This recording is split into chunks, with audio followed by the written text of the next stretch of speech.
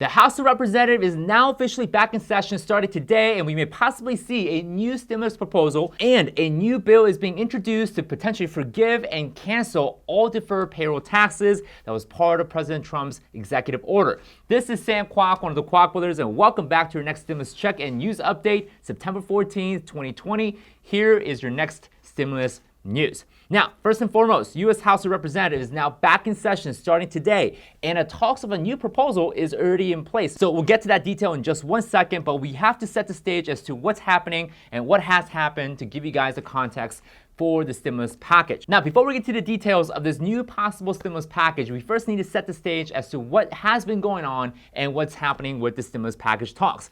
First, the $500 billion proposal skinny bill was shot down last Thursday in the U.S. Senate. And the bill needed 60 votes, but unfortunately secured only 52 votes, thus the bill not getting passed or not even being talked about. Now, just recently, 117 Democrats from the House of Representatives side sent a letter to Nancy Pelosi urging her to accept some sort of a Republican offer so that we can get the unemployment checks out there, as well as the stimulus checks of $1,200 out to the American people. Now, of course, Nancy Pelosi has rejected this idea, and there's not much progress in that regard. However, there is a committee and a caucus inside of U.S. House of Representatives called the Problem Solver Caucus. Now, this caucus is comprised of 24 Republicans and 24 Democrats, totaling 48 individuals, that will introduce possibly a new bipartisan bill as the new stimulus package. Now, I'm not going to speculate as to what's inside of this bill, but it is possible that we may see the $1,200 direct payment stimulus check as part of the bipartisan bill.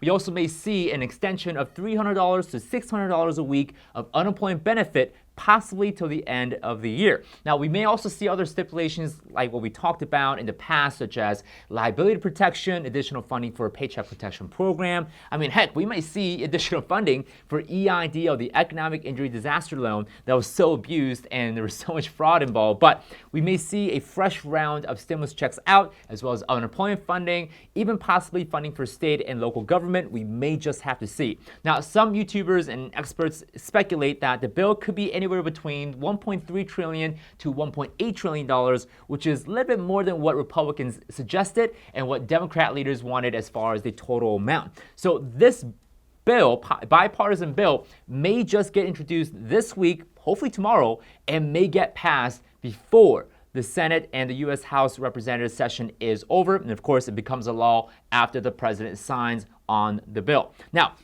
for some reason, if there's no progress, if there's no result from this bipartisan bill, and there are some key players that don't want this bill to be passed, then it is also possible that President Trump may start using his executive order hammer, which you guys seen our funny animation with WWE, but President Trump may start using his executive order if there's no progress and no result from the House and also the Senate. So we're definitely counting on the U.S. House of Representatives to come up with some sort of agreement, a bipartisan support in a bill. And again, I've been saying this over and over again in our videos, that if there's an agreement right now with any of the bill or any of the provision, they need to get it passed, because at the end of the day, it's the Americans, the people, that matter the most, not which side wins and which side come out on the top. So that is all the updates I have for you guys as far as the stimulus package news, but I do have some critical updates as far as the payroll tax deferrals, and that is a new bill is being drafted right now as we speak to cancel and forgive the deferred payroll taxes. Now, for those who don't know, President Trump signed an executive order to defer all payroll taxes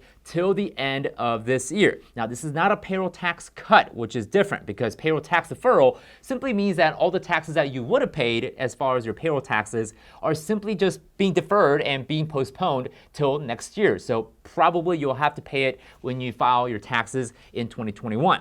However, there's a new bill being introduced by the Republican side to completely cancel and forgive the payroll tax deferral. Now, the problem is that most private sector businesses, small businesses, Main Street businesses are not taking and opting in to the payroll tax deferment. Mainly because if the payroll taxes have to be paid again next year, then there's a lot of questions and a lot of logistical challenges as to who's paying and how is the fund going to be provided to pay for the payroll taxes if obviously the employees are not having to pay the payroll taxes. So there's a lot of confusion, a lot of questions, and a lot of hesitations among the small business owners.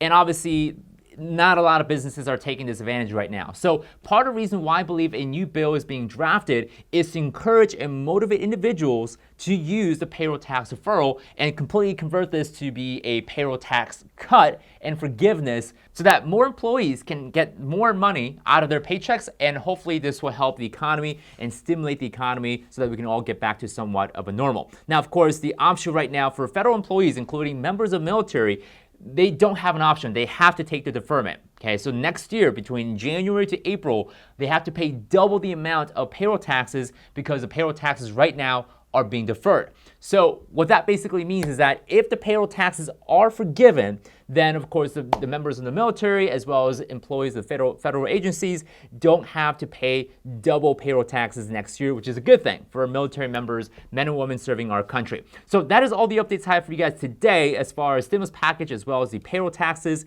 I'll have some more updates for you guys on Wednesday because, well, tomorrow we're going to have some housing updates for you guys. What is happening to the housing market, the real estate market?